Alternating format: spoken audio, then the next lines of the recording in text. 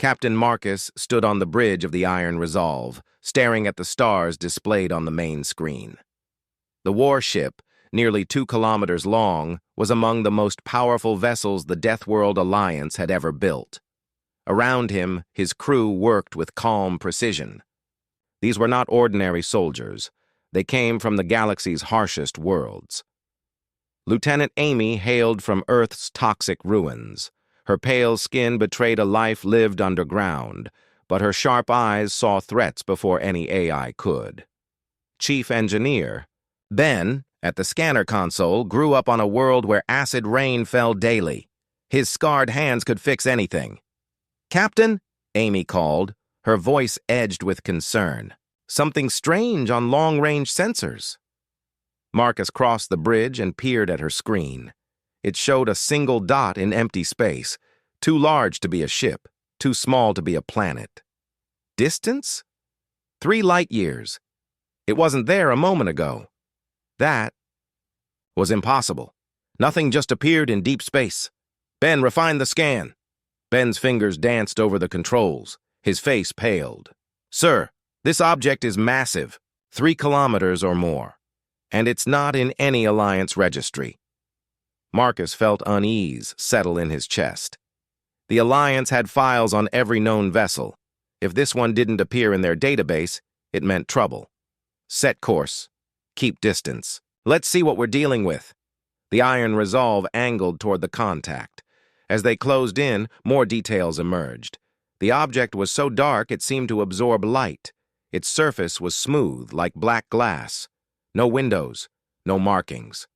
"Sir," Amy's voice tightened. "It's moving, heading for the Outer Rim colonies." Marcus opened the comm. "Captain Marcus to all Alliance ships in Sector 7. Unknown contact detected. Maintain distance and observe." 3 ships joined them. Burning, Sky, Stonehammer, and Deep Strike. Each crew hailed from death worlds, crystal-skinned Korax, gravity-hardened Vorth, and hardened humans alike. "This is Captain Ryan of Deep Strike. Marcus, what the hell is that?" "No idea. 3 kilometers. Long, no known match. It's heading for civilian space. Attempt contact. Send a standard greeting. Weapons on standby." The Alliance's universal greeting, a series of mathematical pulses, was broadcast. No reply. Again, silence. Then the object halted. It hung in space like a dead thing, then turned, smoothly, silently, right toward them. "Sir," Ben whispered, "it's scanning us, but these beams are passing through our shields." The energy patterns were alien. Nothing in their science matched them. "All ships, back away," Marcus shouted. Too late. The dark vessel fired. Not a beam, not a missile. A wave of blackness spread from its front. Wherever it passed, space itself vanished. The Stonehammer touched the edge and ceased to exist. No explosion, no debris. Just nothing. What the hell was that? Ryan's scream cut through the comm. Marcus couldn't answer. Ships could be destroyed, but not erased. "Emergency jump! All ships!" The surviving vessels vanished into hyperspace. Behind them, the dark ship, now designated Harvester, moved steadily toward the colonies. 2 hours later, they regrouped at the emergency point. On Marcus's main screen, the 3 surviving captains appeared. "Report," Marcus said. Ryan spoke first. "Lost contact with Colony 7. Last message said, 'The sky is turning black.'" Vera of Burning Sky added, "The energy readings are wrong. It's not natural. The Korax feel it. It's made of something that shouldn't exist." "We need to warn the Alliance Council," Marcus said. "This isn't just a ship. It's something else." They sent emergency signals to every Alliance world. Reports poured in. The Harvester was moving, system by system, leaving only silence. Admiral Kane appeared on screen. His weathered face was all steel. "Marcus, report." "1 ship, sir. But it can erase matter. Stonehammer vanished. No wreckage, nothing." Kane sent data. "Colony 7, gone. Colony 12, silent. Outpost Red Rock, no signal. In 6 hours, the Harvester had wiped out 3 settlements. "What are your orders?" Marcus asked. "Find out what it is and how to kill it. The Council's in emergency session. If we can't stop this, it's over." Marcus turned to his crew. Deathworlders, each one. Survivors of acid storms, freezing voids, and crushing gravity. But now they faced something that could erase existence itself.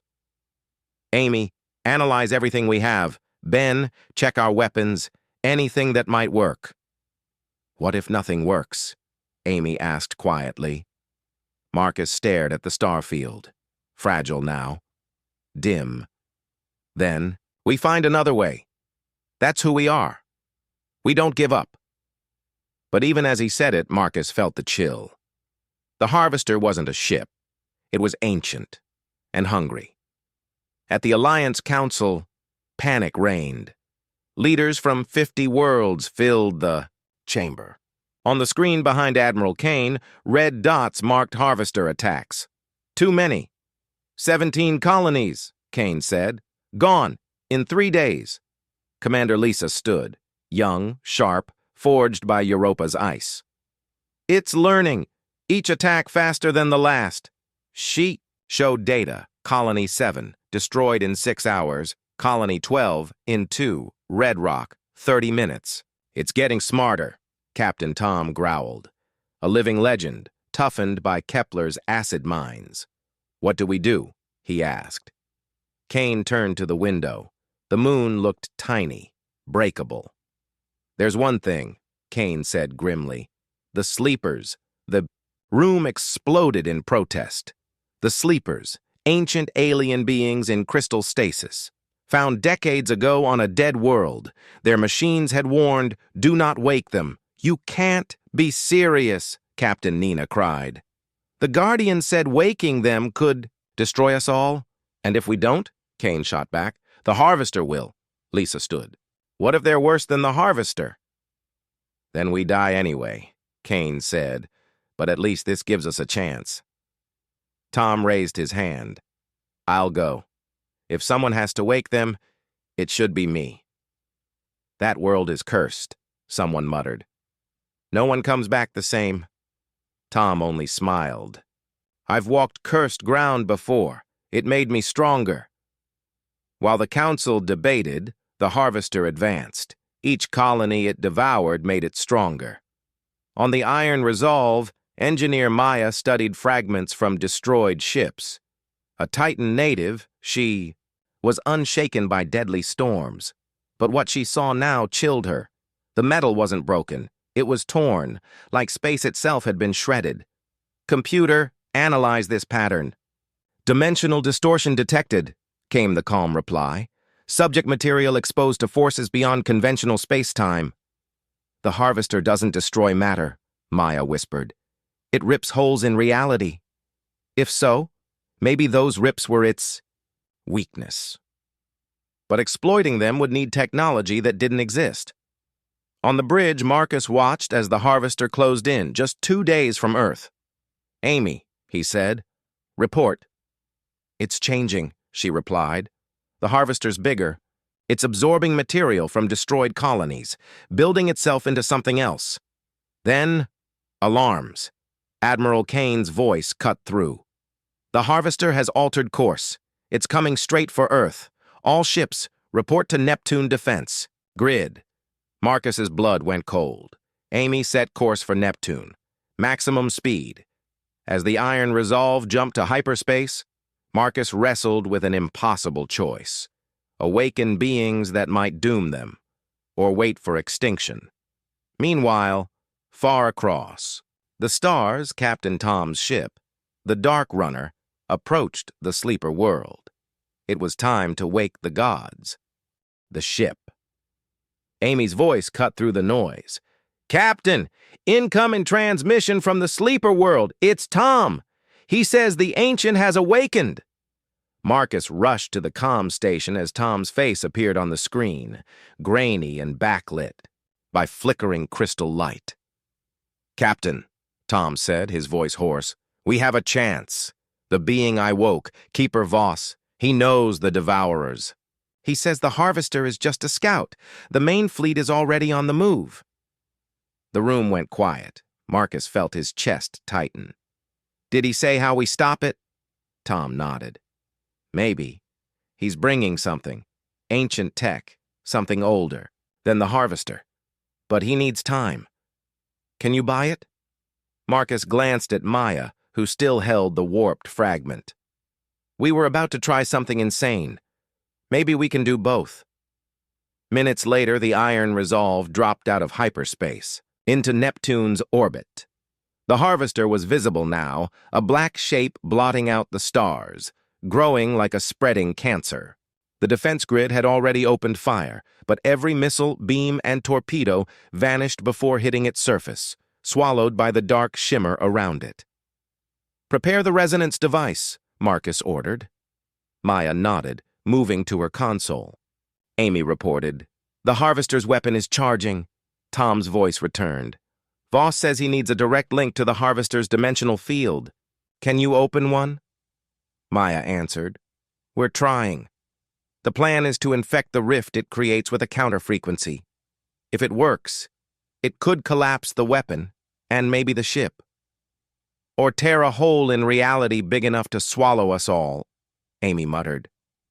Marcus took a breath. Do it.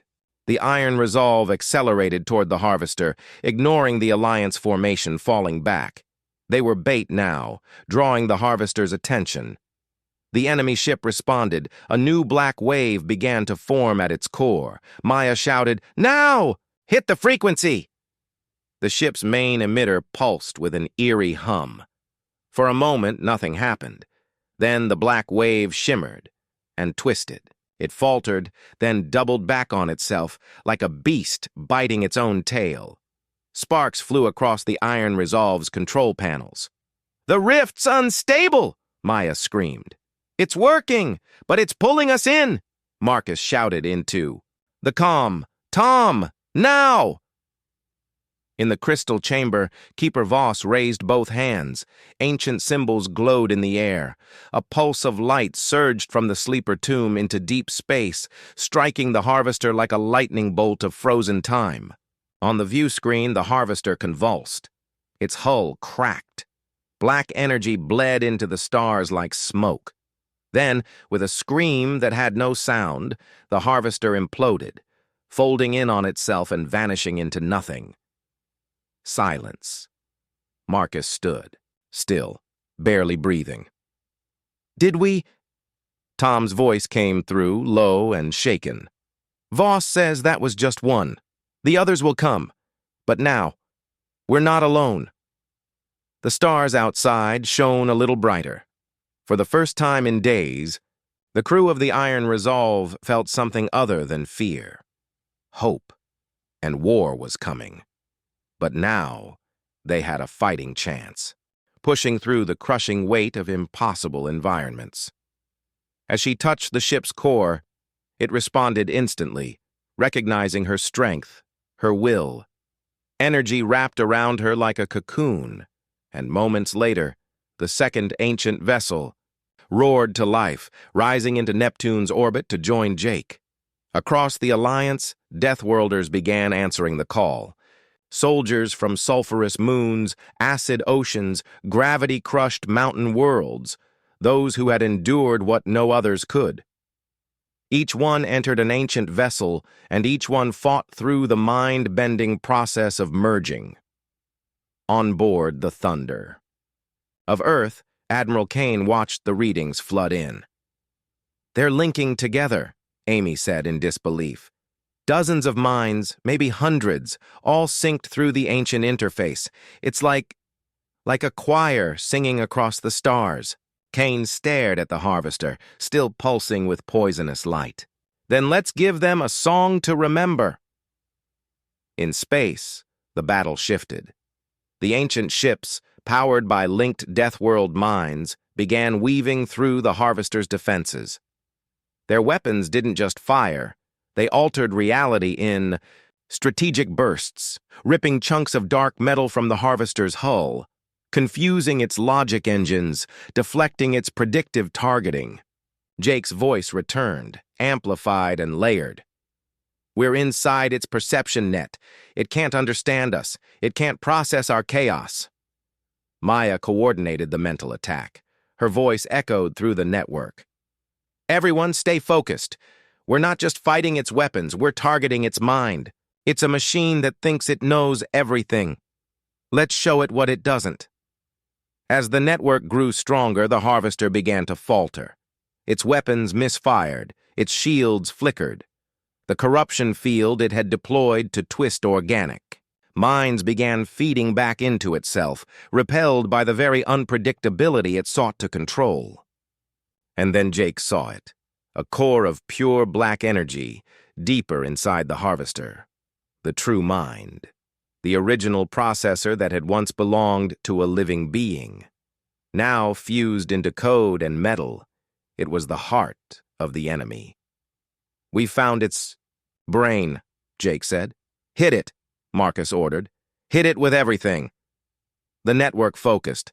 Dozens of ancient ships piloted by the chaos-born children of death worlds poured impossible energy into the harvester's core. Reality twisted. Stars seemed to bend. The harvester screamed, a sound not made of noise, but of pure psychic agony. And then it died. It didn't explode. It didn't shatter. It simply stopped existing. Silence filled space. The harvester was gone. On the command decks of every Alliance ship, exhausted crews broke into cheers and tears. The impossible had happened. They had won. But even as the fleet celebrated, long-range sensors flickered again. Massive shapes, cold intelligences. The main fleet was still coming. Back on the sleeper world, Voss stood beside Tom, watching the stars. You've taken the first step, the ancient being said. Now comes the real war. And across the galaxy, the Alliance of Chaos prepared to face the endless tide. Main Devourer fleet had entered the system. Dozens, no, hundreds, of Harvester-class ships were approaching Neptune at relativistic speeds, their gravity wakes distorting nearby moons. The battle they thought might end the threat was only the beginning. Maya's voice came over the fleet-wide comms, calm but urgent. We have one chance. We link every surviving Death World pilot to the ancient network now. We don't just fight the harvester, we attack its mind, free the prisoners, shatter its core. Admiral Kane nodded from the thunder of Earth. You heard her. All surviving ancient ships initiate neural merge. All Death World volunteers. Prepare for interface. One by one, minds reached out. On Titan, on Kepler, on Europa, on acid moons and frozen hells, people who had been shaped by the most brutal conditions the galaxy could offer gritted their teeth and dove into the unknown. They connected. Across the fleet, ancient ships pulsed with new light, colors no normal eye could process, frequencies that rippled through both space and thought. The Death Worlders' chaotic, unconquered minds formed a neural lattice no machine could predict. Inside the harvester, Nova's team watched the chamber flicker. The spheres of trapped consciousness began to change, blinking faster, shimmering with unfamiliar patterns. The network was destabilizing the harvester's core. It's working, Nova shouted. We're reaching them. Then the harvester reacted. Not with weapons, but with thought. A pulse of psychic force lashed out across the network. Jake screamed as his ship trembled, not physically, but mentally. The harvester was trying to corrupt the lattice, to overwrite the Death World minds, with the agony it carried. And then, they pushed back. Every Death World survivor poured their memories, their instincts, their chaotic will to live into the network. The unquantifiable things. A mother's scream under a burning sky, a child's first breath in toxic air, a soldier's stubborn grin in a storm of acid snow. Things no machine could simulate, things born only of life. The lattice pulsed once, then again, brighter each time. Maya saw the shift in the quantum matrix. Now, everyone, target the core! From orbit, the ancient ships fired, beams of altered reality, of rewritten laws, of impossible geometries, slamming into the harvesters. Heart. Nova's team, deep inside the enemy, activated the ancient codes Maya had sent. The spheres of light shattered, freeing the minds trapped within. The harvester screamed, not with sound, but in collapsing algorithms, in collapsing identity. It had no defense for what it was experiencing: forgiveness, freedom, chaos. It broke. In an instant, the massive vessel collapsed inward, folding like a dying star. The minds it had consumed were released, their last echoes drifting into the network like a breath of wind after a storm. Silence again. Then, cheering. Across the Alliance fleet, across comm channels, across the network of minds. But the joy was short-lived. The main Devourer fleet had arrived. Hundreds of Harvester-class vessels, and behind them, something larger. A shape beyond comprehension. The source, perhaps. The thing that had started it all. Admiral Kane stared at the sensors. "We just used everything we had to take down one harvester," he said quietly. "Now there's 1,000. Jake's voice, calm but resonant, came through the comm. "Then we'll do it again." Maya smiled softly. "Not alone. Not this time." And as the Death World network stabilized, as more ancient ships rose from forgotten places, as free minds returned to the fight, the true war began. The main Devourer fleet was only hours away. Thousands of ships like the Harvester, all headed for their galaxy. If they didn't stop this one now, nothing else would matter. Jake's voice broke through the comms, strained from maintaining his consciousness link. "Whatever we're going to do, we need to do it now. I can feel the others coming, and they're bigger, much bigger." Admiral Kane made the call. "All Death World crews prepare for consciousness interface. We're linking with the ancient tech. This fight will be mind to mind." Across the sector, volunteers stepped forward. Humans from Earth's wastelands, Kororaks from quake-shattered continents, Vorth from crushing gravity wells, Nethys from storm-choked gas giants. Dozens of species who had endured what others could not. One by one, they merged with the ancient technology. Minds expanded, connected, fusing into a web of living intelligence the galaxy had never seen. The battlefield shifted to consciousness itself. Inside the Harvester, the trapped minds sensed the rising network and felt something they hadn't in eons: hope. The Harvester recoiled, sensing a threat it had never known: the combined will of every Death World, refusing to surrender. This final confrontation would not be fought with missiles or ships, but with creativity, defiance, and adaptation. The Fu consciousness network sparked to life like a storm across the void. One moment, Jake was alone in his ancient ship. The next, he felt thousands of minds linking with his. Each was shaped by a different hell, but united by one truth: they would not give up. Captain Marcus felt his mind stretch beyond human limits. Through the network, he breathed methane with Sam from Titan, felt triple gravity press with Nana from Fourth World. But more than sensations, he felt their will, their defiance. "Network established," Maya reported, her voice now layered with harmonics from a dozen worlds. "Consciousness sync at 90%. Beginning interface." The mental assault began not with violence, but with chaos. The Harvester's cold logic was overwhelmed by a flood of wild, unpredictable minds, beings who had survived the impossible by thinking the unthinkable.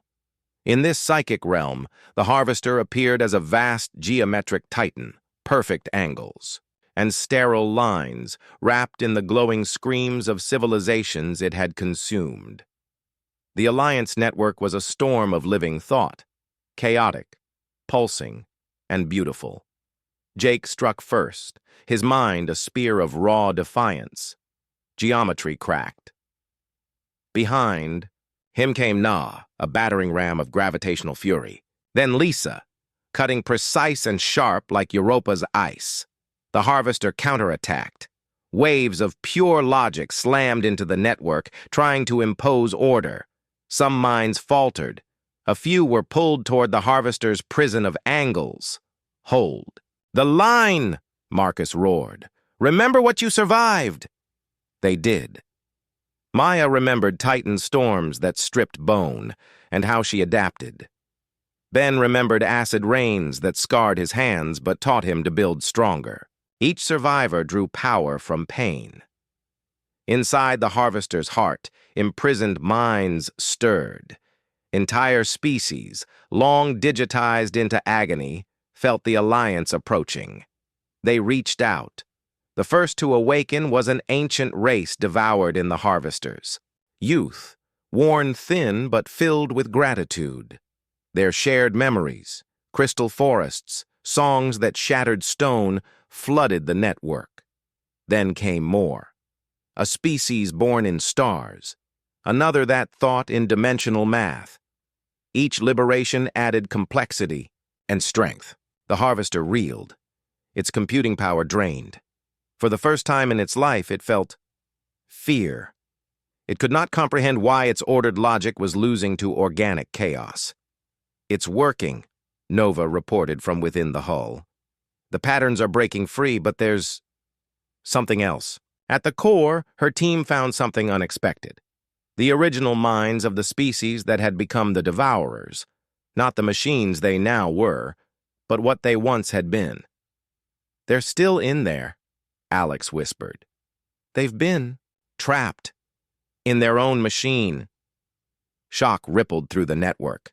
The Devourers hadn't chosen this. They were consumed, too. Lisa, her tactical mind racing, realized, "We don't destroy the Harvester. We save it. We free the original Devourers. You insane?" Na roared. "They tried to consume the galaxy." "No," Lisa replied. "Their machine did. Their victims, too." The network fractured. Some demanded annihilation. Others called for redemption. Then came Keeper Voss. His ancient mind swept through the storm like a quiet wind. "The young human is right," he said. "We ran from the Devourers because we saw only the machine, not the beings inside. This is our chance to correct that mistake." Maya dove deeper, following Nova. What she found broke her heart. The Devourer minds were tired, weak, aware for eons, watching helplessly as their creation killed everything they loved. "They've been fighting the machine from the inside all this time," she whispered. "When the Alliance reached them, they cried out, 'Help us!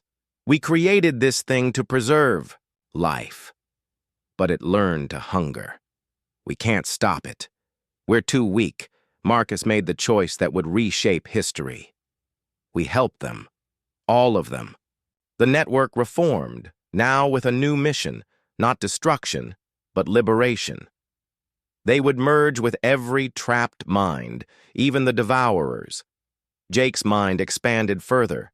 He lived the memories of 1,000 species, their final days, their pain, their dignity, but also their resilience, their survival. And he saw the truth. Life didn't just adapt. It endured. Slowly, the Harvester changed. Geometry softened. Weapons twisted into tools.